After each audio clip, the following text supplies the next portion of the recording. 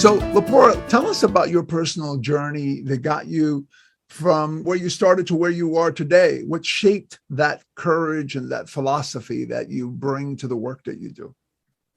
So there are, Joe, a lot of different things that has brought me to this journey where I am now. Like I can't necessarily pinpoint one, but if I had to, I would pinpoint the most recent. And the most recent life-changing event for me actually happened 2 years ago. I have alopecia areata, which is an autoimmune deficiency. And part of that is when I have episodes of bald patches that just result on my scalp. And for whatever reason.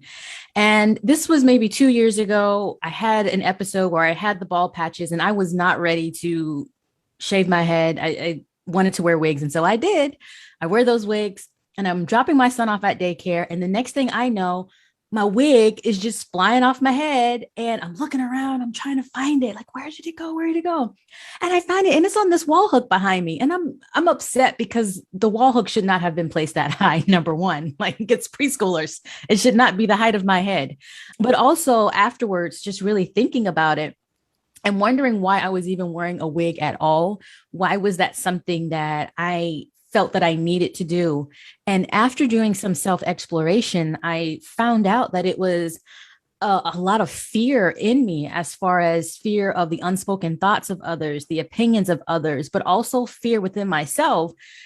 Am I capable of walking around with no hair and being confident? Am I capable? Can I still do my job without hair? Which sounds very silly, but for me, that was something that I felt was an element. And so that was probably that most recent part in my journey that has brought me to this point where, with doing career coaching, a lot of my focus is all about confidence, right? Being able to know that where you are right now, you don't have to be a certain way, but where you are right now, you have the ability to be able to make an impact and to do something great. So that's the most recent. That's a great story. As you were talking about that fear, it reminded me of something I read recently where it talked about how years ago, when you read books about people who changed the world, people who did, really important things, there's only a few people.